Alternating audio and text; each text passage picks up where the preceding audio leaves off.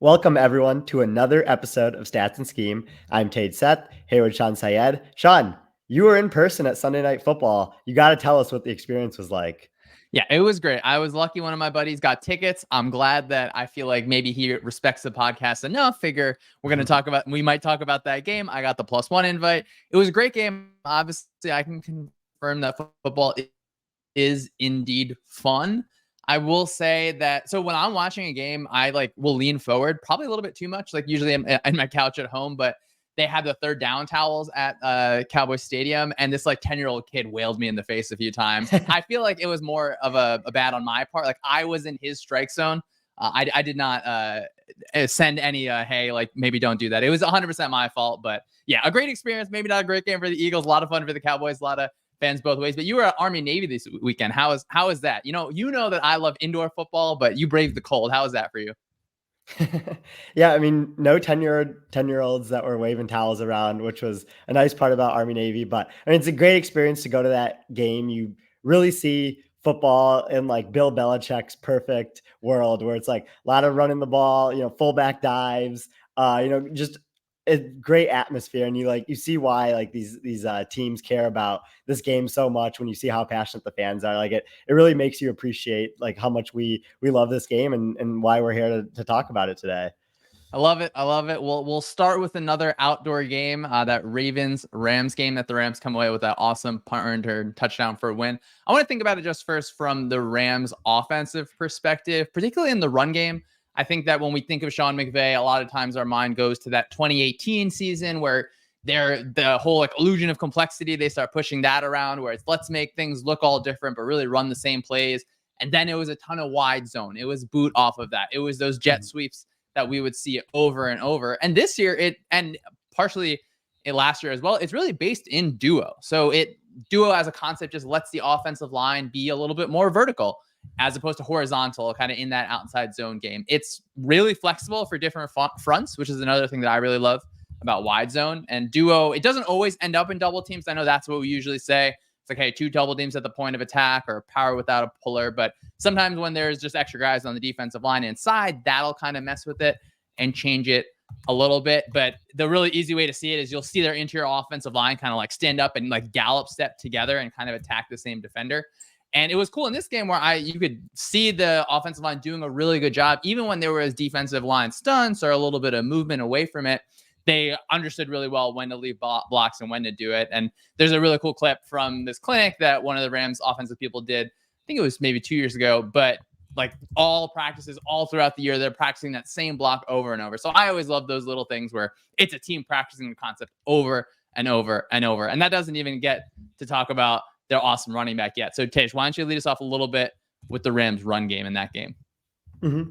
Yeah, you are right about the duo usage. When you look at the way that their run concepts have been charted from our friends at FTN Data, they have run duo as their most common run concept this season, 42% of the time. After that is inside zone and outside zone. And then they have run some minimal types of trick runs like wide receiver runs and different stuff like that. So duo is their leading run concept, but it does start with Kyren Williams and how good of a job he has done as running back for the Rams this season. Is in his second year in the league. And out of all running backs in the league, I think that he stacks up very well in most of the advanced metrics that I like to look at. He ranks second in EPA per rush out of every single running back this year, only behind Devin Achane. He also ranks, seventh in yards per carry. So he's showing he can do both of those. And then second in success rate. So it's not purely built off explosive runs right now. And when you look at his yards per carry relative to the other running backs on the Rams roster, he has 1.7 yards per carry more than any other running back on the Rams rushing right now. So I think that just shows the level of rushing ability that he can give over the other running backs that they have. I think he's also done a great job in duo specifically. I wonder how much McVay he got to duo a lot more last year than I think he usually does as well. So I think he sees it a little bit as a natural evolution. We can still get to all of our emotions and do those fun things, but it really helps that Kyren Williams is so good at it. And it's different than running wide zone where you'll see that jump cut happen a lot. I think Breece Hall does a really good job of like hitting the backside of duo, where say we're attacking kind of the right outside of the center, that A gap area, you're pulling those linebackers in, and you maybe bounce it outside, but you may have to dance a little bit to get in there and then accelerate off of that. So I don't think that's necessarily easy for every running back to do, but it's been, I agree, it's been just like super, super fun to see him do it. And then yards traded, I know we talked a little bit about it earlier this week, but some like running backs will have a higher yards after contact. Some will have higher yards before contact. And do you, like, in your head, I think you smartly take the approach that obviously stats are nuanced and it involves more than just like a running back stat will also involve the offensive line, the scheme and everything. How do you kind of parse out like who to give credit to? Or are you just like everyone deserves an A+ on a good run, for example? I am for, a lot of people getting credit as someone who, usually try to do the minimum in group projects in school. But, when you look at yards before contact and yards after contact, how I see it is the offensive line and the scheme has a lot of control over a running back's yards before contact. And that makes intuitive sense when you think about the way that things are blocked. If you have a very well blocked run, as Eric Eager has researched, you usually get a pretty high success rate and higher than most passing plays that are well blocked. And you can see the outcomes of how offensive lines and scheme and play calling are able to control the yards before contact, where running backs aren't touched for 5 or 6 yards and are able to make the best of that. But then yards after contact, I think, is more of a running back stat itself, because it's what the running back is doing once there is either a blown block or the first defender is able to get through and hit them. And when you look at the yards after contact leaderboard this year, it has some of the best rushers in the NFL. Jaylen Warren is number 1. Christian McCaffrey, Raheem Mostert, David Montgomery are all in the top 5. Like, I think you're seeing these types of running backs have true value on their team above what the offensive line is blocking for them. And Kyren Williams, who we just talked about, has had, the 12th best yards after contact per rush this season. So I think you're also seeing some impressive rushing ability past the scheme for him. And I think that's why the Rams offense, especially the run game, continues to do well. Yeah, Kyren Williams has been great. Obviously, Puka Nacua, another great young player. And it just feels like the Rams have this awesome youth movement going on. I know we talked about the Packers last week. We could think about the future coming up for the Bears a little bit and how they'll maybe revamp their roster and what that can do to a team overall. But I mean, Puka Nacua, it won obviously the best name in football to say, but I mean, you get like once a week now where it's like a ridiculous Stafford throw, and obviously the offensive center in Stafford, and just how many times can we talk about his arm angles, and like he'll be throwing underarm balls where it looks like he's throwing a softball pitch, and sometimes it gets there. But I think throughout the season, maybe I've underappreciated Stafford a little bit. He's a top 10 quarterback. Like, it's just kind of hard to fight against that one. All throughout the year, he's just made so many throw after throw after throw, whether it's caught or whether it's dropped. And you get that awesome Cooper Kupp touchdown where he's blitzed and he's just throwing it to a spot so early. And obviously, that is a lot of trust. And he almost throws that game-ending interception in the end zone overall. But it's just a team. We'll talk a little bit more about wild card at the end of the season. But it's just such a team that I want to see there, because I think what McVay and Stafford cook up together, it can just be better than whatever any defense has. Of course, against a Ravens defense who we both love, we'd love to talk about, where I think the Rams had a lot of success in the first half. So why don't you tell us a little bit about maybe some Puka Nacua numbers there, and send some love to our good friend Matthew Stafford. I mean, yeah, it's really awesome to see that the Rams had question mark outside of Cooper Kupp this year on like who's going to be their second receiving option. Like, is it going to be Tyler Higbee or Van Jefferson, who's not on the team anymore? Like, is he going to step up, or Tutu Atwell possibility? And like Puka Nacua really comes out of nowhere here, where his yards per route run was really high in college. I think it was 95th percentile or even higher than that. But when you have the draft capital like he had, the projections on him weren't super high, but you're just really seeing a combination of Stafford being able to make a lot of throws and Puka Nacua being that right receiver to be on the receiving end of a lot of these. I think when you look at his speed specifically, and Next Gen Stats had a interesting tidbit that he's one of 3 players this season to reach 20 miles per hour on both a carry and a reception, him, Tyreek Hill, and Deebo Samuel. So you can see his speed when it comes to how fast he's able to move on the field with the tracking data, as well as his efficiency when it comes to him being top 10 in yards per route run and different efficiency stats like that. And when you have all of those things together for Puka Nacua, I think it's just been really good to see him make that diving catch, especially towards the end of that game there. And yeah, like you said, like the Rams youth movement as a whole, like Puka Nacua, Steve Avila hasn't missed a single snap for their offensive line this year, and he was drafted this past draft and has been a rookie. And then Kyron Williams, who we talked about, like those are really three pieces that are so young for the Rams and have really reset their clock and outlook on this team going forward. And the Rams were a team coming in where I think a lot of people expected them to get an early draft pick and be able, or just fall off. It feels like Sean McVay, Michael Jordan meme. He took that one personally and really is putting together a great show. I just love like coaches that put their offensive weapons in the best positions or people you wouldn't expect. I don't know how many of us expected Puka Nacua to obviously be performing like this, but even using Tutu Atwell as that motion kind of speed guy, whether it's clearing across or just being able to use someone who I'm not sure how many people get to that answer in that specific way where everyone's trying to mimic that Dolphins motion, but everyone doesn't have the players to be able to do it. So definitely kudos to the Rams. All right, Tish, the next one I want to talk about is the Cleveland Browns. Browns beat the Jaguars, and this was because Joe Flacco. So I turned the film on yesterday, not knowing what to expect. Obviously, watch it live, and you never know what things are going to look like. But they have Flacco doing everything. He's like in the spinner series where you see Tua usually being the guy who take that snap and spin around. He's throwing glance RPOs. They have like a package where DTR is there, and then he's like almost like where it feels, or they'll obviously have Kareem Hunt in their Wildcat. So it feels like an NCAA 14 team where you're like adding all the formations into the playbook and you're doing all these different things. First, before we talk about the Browns, like what is your NCAA 14 offensive strategy? Is it like, are you hey, we're going to run flex bone one snap, we're going to get into 5 wide the second snap? Are you just running 4 verts and mesh till we come home? Like what's your approach there? I know you're great on the recruiting trail in NCAA 14, but let's talk about the offense there. I'm very, very pass heavy. I don't even think I run the ball with running backs. It's either quarterback scramble or, hitting the inside receiver on 4 verticals. Like, once you find that you can just keep hitting on PlayStation, it's X. He's the slot receiver on the 3x1 side. You can just keep spamming that. I feel like it. Are you the same way, or do you kind of get into the actual run game? None of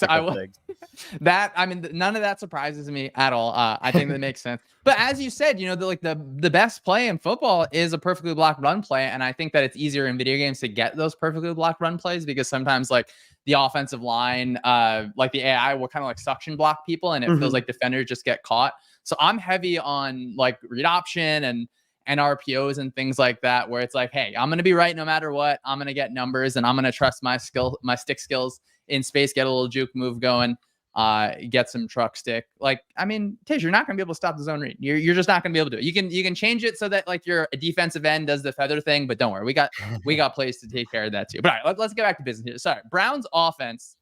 You get that just like Kevin Stefanski, the same way we talk about Sean McVay earlier. Kevin Stefanski, another one where I feel like, I just haven't been appreciating these guys enough. I think he loves the screen game. They get that Njoku two big touchdowns where that play action where he's kind of leaking on the backside and he's just kind of left open. Stefanski did a really good job, make life harder on those linebackers through motion and movement. And then we talked last week about the 49ers use this 4-strong concept all the time. They used it a bunch against the Eagles.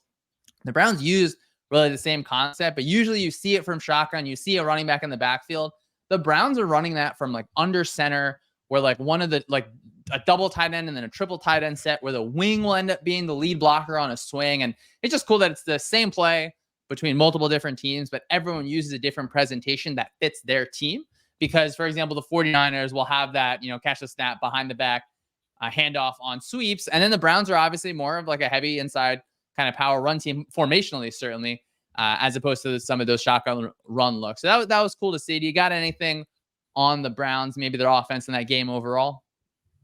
I'm so glad that you're giving Kevin Stefanski credit here because he really deserves it. When you look at Kevin Stefanski and, take a shot every time I mention personnel diversity, but his personnel diversity from last year when he was just grinding with Jacoby Brissett and Deshaun Watson coming back from his suspension, and they were one of the most personnel diverse teams in the league. They used 5 different types of personnel at least 5% of the time. Most teams do that with 3 personnel. So it was really impressive that they had packages and plays for all 5 of those. Same thing again this year, where Kevin Stefanski is again one of the more personnel diverse play callers in the league. They haven't had the health at offensive tackle to do as much of the 6 offensive linemen that they like to do last year. So he's found different ways to get into that. And I think that is really helping Joe Flacco now, where they have now won 4 games with 4 different starting quarterbacks, which I think is one of the more impressive feats of the entire season. And Flacco seems like the best version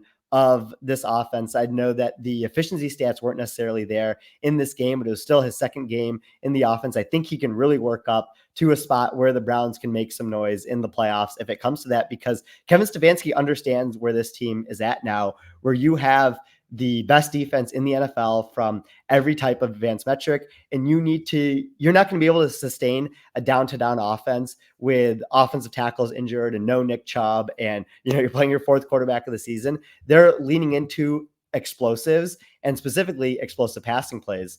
You have one of their touchdowns in this game be a 41-yard pass from Joe Flacco to David Bell. Another touchdown be a 35-yard pass from Joe Flacco to David Njoku. And then like you mentioned, like the second David Njoku touchdown was a 30-yard pass. So they're all in on finding explosives in the passing game. The Browns had a plus 6.2% pass rate over expected in this game specifically, which is 80th percentile. Since Joe Flacco has gotten there, they've been the 4th pass happiest team in the league.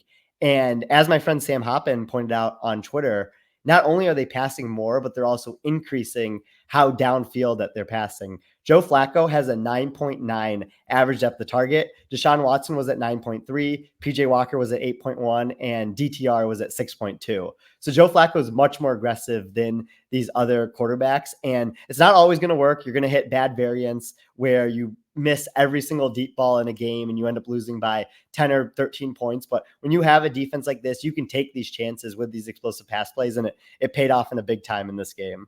Yeah, Joe Flacco, of course, he's an OPI king from the Ravens. We're never going to forget that run. And Tej, you say take a shot every time we talk about personnel diversity. I can advise that. I would say, to our loyal listeners, don't play that game, because I think it might end up bad because of how important it is to us. But I'm thinking a lot about personnel diversity, because we can't just say, okay, you need to throw more tight ends on the field, or you need to be able to run 13 personnel. You got to have that. You also obviously have the players that are able to execute it, married to a scheme that is able to take advantage of things the way Stefanski is able to, really force that run fake in a specific way to conflict that linebacker, where you have a tight end kind of going over the top. So I always go back and forth in my head, how much of it is, of course your job is to maximize the players that you do have. So teams are going to look different. Not everyone can repeat what the Dolphins do, because not everyone has Tyreek Hill and those kind of skill sets that are going on there. But yeah, just want to make sure I said personnel diversity a few extra times in case anyone does take a shot every time we talk about it. All right. So watching the Flacco film was fun. I do have a positive bias when I watch film. I like to look for things that look good. I don't, I mean, obviously I'm no issue criticizing, right? You see multiple clips of him. It's not like he looks like the best quarterback in the league. But I wanted to ask you, if you were thrown in for just one game, what is your style? This is assuming that you're going to play one game, you're going to get cut right after it. Are you hey, let me be a game manager, let's try and win the game, let me really follow the plan? Or are you just are you spamming forwards, you're checking everything at the line, you're hitting the X button on PlayStation, obviously the A button on Xbox, though I'm a PlayStation guy. What's your approach there in your one game sample size? Are you just going out with glory, or what's your approach? This is a great question. I think about some of the best one game fill-ins that we've seen, like Mike White, for example, when he filled in for the Jets against the Bengals and threw for 350 yards, if I remember right. And I mean, where's the Matt Flynn love, Tej? Where's the Matt Flynn love? Well, that was against the Lions, so I can't mention that game. I know. Yeah. But for me, it would be just a low ADOT, type of game, but I'm passing a lot. I want my volume to be high, and I'm checking into a lot of passes when I can at the line of scrimmage, but I'm just keeping the ADOT low. I'm just trying to hit as many 5-yard slants and and slip screens as I can, and I'm just trying to get through the day and just really make my volume look good, even if my efficiency didn't look good, so that I can have some type of graphic made from the NFL. It's like, oh wow, this quarterback threw for 300 yards today, filling in for the starter or whatever. So what about you? Like, what do you kind of see yourself doing if you're thrown in for one game? Yeah, this is a tough one, but it sounds like you're trying to game the counting stats. You just want to have like a 75% completion percentage. Like everyone's gonna be criticizing you when we look at EPA and success rate. But I think I'm a guns a blazing guy. Let's go out. They're just getting like at least 6 offensive pass interferences. Like if my ADOT's not above 10, yanking me at the first half. Maybe we could split our imaginary game. You get the first half. Hopefully the defense keeps us in it, and then I'll take care of business. We'll throw the ball downfield. Don't worry. All right. So speaking of big one games, let's go Bills Chiefs next. Obviously, just a few years ago, we got like one of the best games ever, and such like an offensive fireworks show. I think both of us were very, very excited for this game, and then not as many points as you expect overall. I'm gonna let you lead on this one, Tej. Why don't you talk to us a little bit about Bills Chiefs? Mm-hmm. It is crazy how much we've come in 2 years, where you saw this game in the divisional round where it was just Josh Allen versus Patrick Mahomes. Both quarterbacks put up 25 expected points added in total on the game. And then in this game, both quarterbacks had negative expected points added. So you just really see the drop off in this game. And, starting with the Chiefs offense before we move over to the Bills offense, this is the lowest EPA per play for the Chiefs offense in the Mahomes era. They've really dropped from they were top 3 every single season since Patrick Mahomes has taken over as the starter. They've been first in 4 of the 5 seasons. 2020 was the only season where they finished in the top 3, but not first. And then now they sit at 7th when it comes to EPA per play in drop back situations. And you just really see that the supporting cast around Mahomes just isn't as strong as it needs to be to have a top 3 offense, obviously still a top 10 offense. And using FTN data, we can see that Patrick Mahomes has had the most catchable passes that have resulted in being incomplete this season at 52. Josh Allen is second at 45. So that even played out in this game, where there are a lot of drops in this game. Even the Josh Allen pass down the sideline, I wasn't 100% sure that was a catch. I know they ended up ruling it a fumble, but I think that could have even been reviewed a little bit more. And when it comes to the Chiefs receiver specifically, the league average yards per route run is at 1.32 this season for the 120 receivers that qualify. The Chiefs only have one receiver that is above average in yards per route run, and that's Rashee Rice. Justin Watson, Kadarius Toney, Sky Moore, and Marquez Valdes-Scantling are all below average as their 5 main receivers that they use. So it's just a culmination of Kelsey not having as much of a gap. He's still first in tight end yards per route run, but not as much as usual. And then the Chiefs only having one receiver that's above average when it comes to secondary receiving options. And I think that's what's really hamstringing the Chiefs offense this year. Yeah, the Chiefs offense is just, I think it's frustrating. And you see it for Patrick Mahomes. I think he very clearly, like one of the first times we saw him so outwardly frustrated, especially in that post-game press conference. We'll talk about the offsides in a second. But the offense, it feels like there's just like a dead zone in that intermediate area of the field where that's where so many teams are able to attack. Obviously, or so many teams want to attack when defenses are playing that, let's put a roof over the offense. We're going to make you kind of pass underneath a little bit. But receivers will get open, and I think Andy Reid is an awesome coach and does a really good job with the offense. And there's little miscommunications of route breaks and, hey, I need you to be settling here, but the ball ends up behind you because you didn't settle fast enough. Or, things like it just hitting off their hands. So that was a little unfortunate. And I think that like the general thought on the offense right now is, they're not producing enough explosive plays. And I think this game showed it, where it was a high success rate game, a low EPA game. And then we talked about it before. I think about it often, where it's like, hey, if you're to choose one for a game, EPA is what you want, because you're creating those explosives and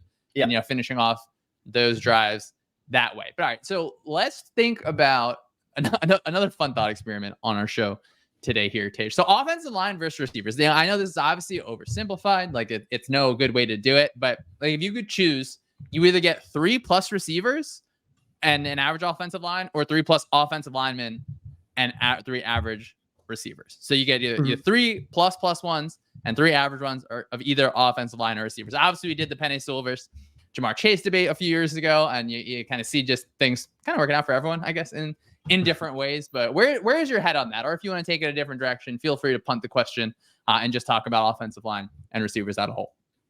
Yeah, that is a really great question, and I do side with the receiver side when it comes to that Yeah, because aspect you're of running 4 verts and NCAA 14 every play. I mean, if you got no one to throw, what are we gonna do here? All right, yeah, keep going. That's true. I mean, I do get the ball out quickly on say 14. I think that's probably the skill that analysts talk about me the most as. But when it comes to like when you have 3 receivers, defenses often have answers for 2 receiving options. When you add that third receiver in there is really where we start to see this big leap in production from offenses. And this has been researched before by multiple people, and I think that the results are always pretty interesting to see that when you can, and you can probably touch on this more, but based on certain coverages and pass rush dedication, when there's 2 paths for an offense to succeed, defenses can do a pretty good job of game planning to stop that. But when there becomes that third thing, whether it's quarterback scrambling or a third receiver that fills in there or different stuff like that,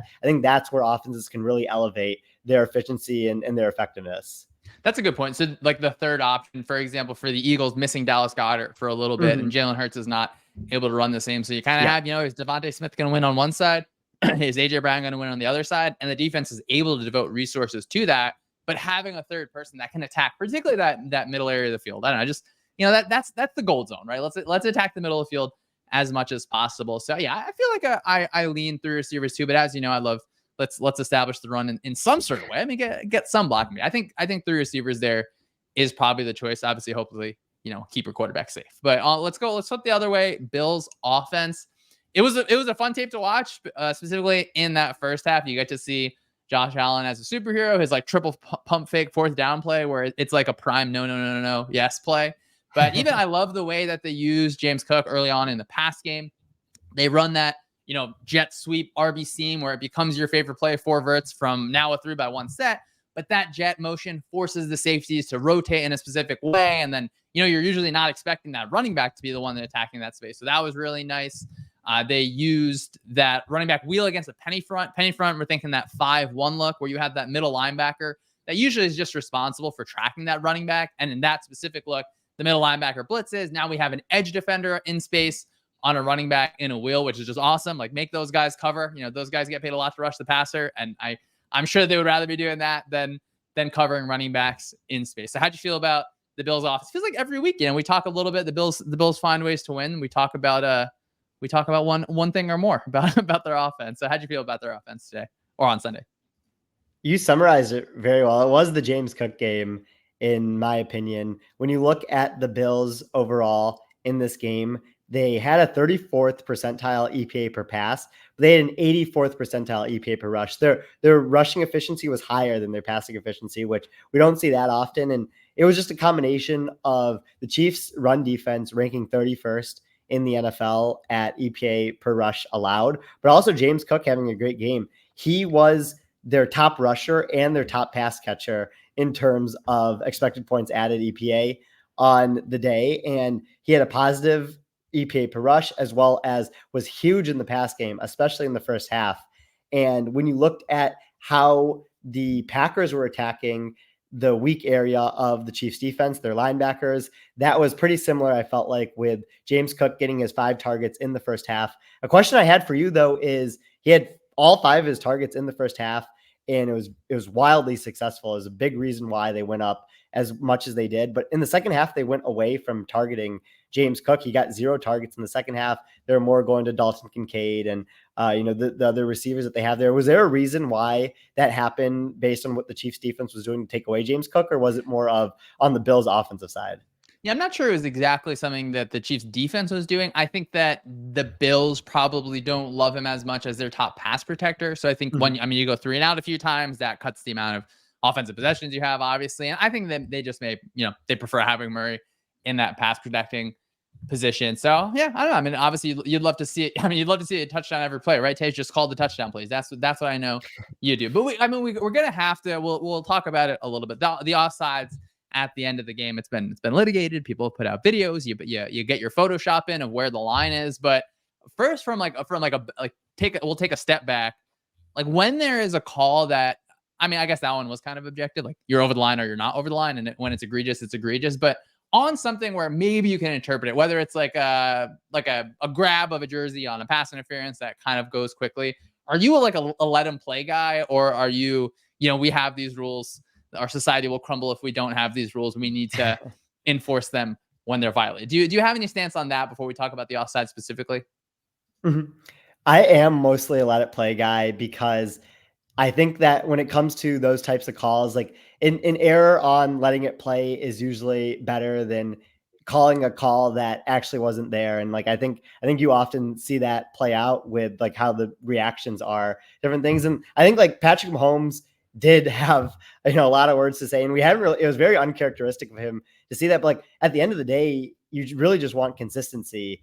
And like he was complaining about the lack of consistency. So whether like they decide on let it play or they decide on keeping the rules as the rules, like you just want it to see it be more consistent from week to week and even in the game itself. And I think when you look at something like this offsides call, like Anthony Reinhardt, who does some writing about the Browns, had a really good point when it comes to when we look at tracking data in the big data bowl. Refs have just been pretty lenient in general with players lining up offsides on both sides of the ball. And, we get the data to a tenth of a foot when it comes to the data sets in the big data bowl, when it comes to tracking data. And like, they often just don't call these types of calls. So, again, like it goes back to like just being, week to week, just having that same consistency. And I think that's what Mahomes is so upset about. Yeah, I think that makes sense. You do obviously want the consistency, and I mean, like ref it's such a thankless job. Like obviously, one way or the other, you're going to make someone unhappy. So, do we know the solutions to being a ref in the NFL? I mean, we probably don't. Maybe we can talk about it in the offseason. We'll come with our 5-point plan to fix it. But on these offsides in general, so I think you ended up pulling the numbers on the offside. So before we talk about that offside specifically, have they called more offsides on the offense this year? Mm-hmm. There's been a lot more offensive offsides called this year. Last year, there was only 2 called. The year before that, in 2021, there was only 1 offensive offsides called the whole season. This year, there's already been 14. And so you can just see a massive jump in calling offensive offside. So I guess offenses are going to have to adjust to that. 10 of them have been on plays with 1 yard or less to go. So I think that there's some quarterback sneak tush push involved in why these offensive offsides are getting called more. But even the 4 without those situations, like you can just see that it's something that they've put more of an emphasis on as a type of penalty that they want to call. The tush push one is kind of annoying because the Eagles have gotten called on it like I think 6 times at least this year, and it's usually where they haven't taught where Kelsey obviously has his hand on the ball and his left hand is up. So, I mean, I think that usually you don't see that, but that's what the hand that they often call it. And I'm actually not 100% on the rule. It seems like the Eagles are saying, hey, like the rule is that, the center himself can be in that area of the zone, where if it's the left guard's hand, it can't be. So that's just like a frustrating one where it's like, oh man, like the Eagles have this awesome, like not a hack play, but like they beat the system. They didn't just hack the system. Like they've earned it. They're right to do it. So, let's give, like Jason Kelsey has such a rough job. He just gets like 7 people jump on top of him. And they end up getting 1 yard and end up going. All right. So we talked about the Rams. We talked about the Browns. We talked about the Bills, all teams that certainly would hope to be in the wild card. So last week we did our fun little playoff committee, got some good feedback on that. We'll do a wild card selection committee. I think, Tej, you want to do NFC or AFC first? Is it cool if we do the NFC first?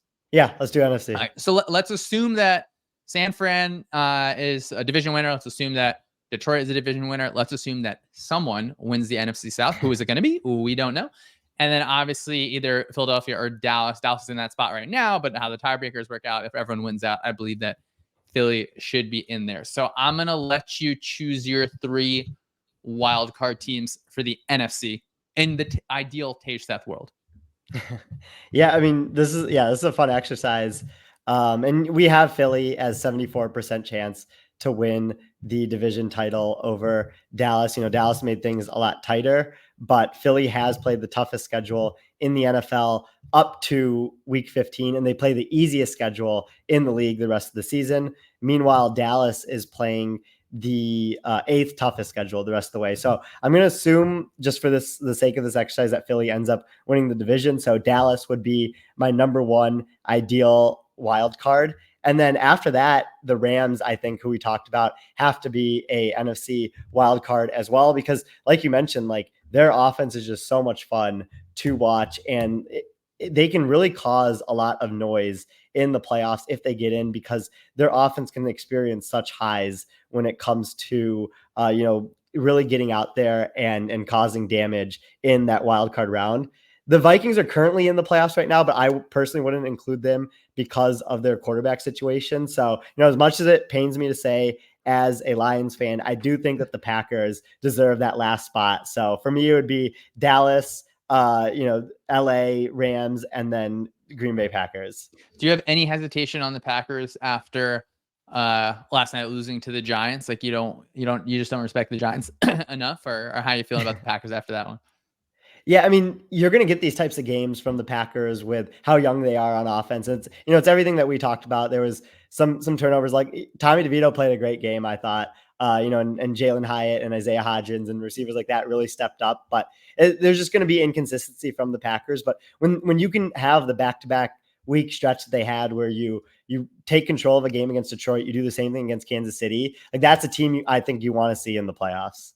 Yeah, I have the same three, probably unsurprisingly. That means we left out the Vikings, no whoever places second in the NFC South, and then no Seahawks there as well. The Vikings, real quick, it's funny, not fun, fun for me, but I'm sure less funny for the quarterback. Like when you watch the Vikings defense film, it's like hard to evaluate a quarterback sometimes, because it's like you're getting 3 rushers, you're getting 6 rushers, you're having this kind of amorphous like hot coverage where you just got it's just different than what a lot of people in the NFL do. So what I want to introduce that little bit of chaos into the playoffs, maybe, but for now, we'll hold them off. All right, so let's go to the AFC there. We got assuming the Ravens, Dolphins, Chiefs, and Jaguars are division winners. Tej, go ahead and tell me your 3. My assumption is we're going to be the same here again, but we'll be able to talk about it. Yeah, I think we might be the same here. The Browns have to get into the playoffs now in their current state. If you said this 2 weeks ago, before their offense had shown some signs of life, I probably would have left them out, even despite the number 1 defense in the NFL. But at least they have the ability to actually put up points on offense now that they didn't really have before. The Bills also have to be in. It was a big week for point differential as a predictive metric, with the Bills winning and the Cowboys winning. So I think like the Bills point differential is so high, and all of their advanced stats, especially on offense, so high. And then the Texans are the really fun one. I know they had the really bad loss to the Jets where they had some injuries.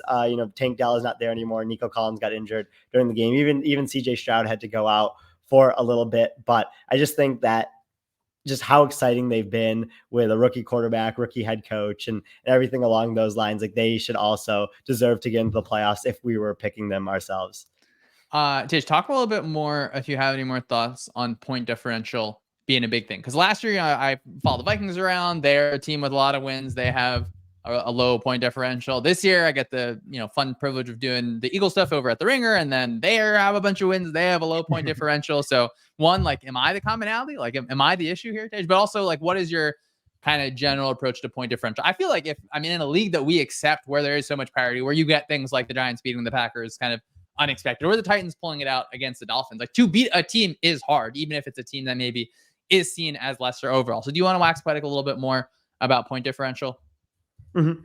Yeah, I mean, point differential, like the main pushback that people give about it is like it doesn't account for strength of opponent, but there is a lot of signal in blowing out bad teams, and that accounts for in the point differential. And like you brought up, there's so much parity in this league. It's not like you're just going to be able to play 11 non-playoff teams in a row. Like you're going to have to play teams that are going to make the playoffs, even if you have a really easy schedule, like at least once out of every 4 or 5 games. And like what you end up doing in those games and your margin of victory means a lot going forward. And the Bill Belichick Patriots, like at their peak, understood this the best. And like you would hear Belichick mention it during press conferences, like why they were still pressing the gas when they were up 24 in the fourth quarter. And it's like, because there is a lot of signal in like how well you're able to sustain leads and not lose by a lot on the other side of things. Like that's why everyone was so high on the Bills, even despite the record, was because they haven't had a more than one score loss in over 2 years, but they do a really good job of blowing out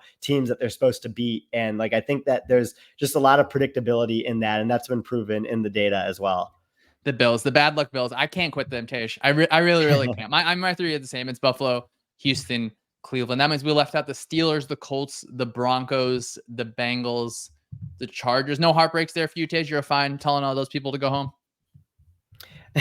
Yeah, I mean, so like, who do you feel the worst leaving out of those teams? Oh man, you turned it around on me. I was hoping you wouldn't. I think. I mean, look, like the Chargers clearly aren't like a team. I think that like the way that their record has been, obviously they probably don't deserve that spot. But I want to see Justin Herbert in there at least. Obviously, he's got that finger surgery coming up. I don't know. I mean, yeah, I feel fine leaving those five out. The Broncos they're just kind of fun-ish. Like I know that their offense has like I think smartly put a lot of different kind of guardrails in to make things easier on really everyone. But I mean, the defense is playing really well. We need to push the Patrick Surtain agenda as much as we can, and maybe we get like a nice rant from Sean Payton if they make it, they have an upset. SCW shock the world. Them against everyone. But so we let the Browns in where they're a top end defense and offense maybe leaves a little bit to be desired. And then we leave out the Vikings. What do you see as, I mean, obviously the difference is the quarterback. Like I get that, but I mean, we're relying on Joe Flacco here in 2023 instead of getting Brian Flores in our little playoff selection here. Yeah, I mean, Brian Flores has just done a fantastic job turning around this Vikings defense. Like when you look at where they were last year to what they are now, like the results, and it's mostly been with some of the same players. Like I know getting Ivan Pace as a undrafted free agent has helped, but there hasn't been any like drastic moves that they made. If anything, they've released some players or traded them away. They've gone from 17th in EPA per play allowed last year to 4th this year. He has the highest rate of pass rushing 3 or less or 6+ pass rushers. So he just doesn't rush 4 or 5 that often. He just really lives on the edges of pass rush. And I think that's been really fun to watch this year play out. All right, Tish. I think that's good. I think we did another good job here. Let's wrap it up there. Appreciate everyone listening to another episode of Stats and Schemes. Tell us what you like, what you didn't like. And if you think you can beat Tej's Forvert's offense, I mean, come on, just run 2, man. He's not going to run the ball. You're going to be fine. Make sure you check out Eric and Tom's show. For Monday, they had Mike Mayock on. I think it was a really good conversation as we get closer to the draft. Scouts are doing all their fun stuff across the league. So that was a good one. Make sure you visit sumosports.com. Tej's working hard on that data. So all the stuff we talk about is pretty easy to navigate and find there. So everyone enjoy the rest of your week, and we'll see you next time.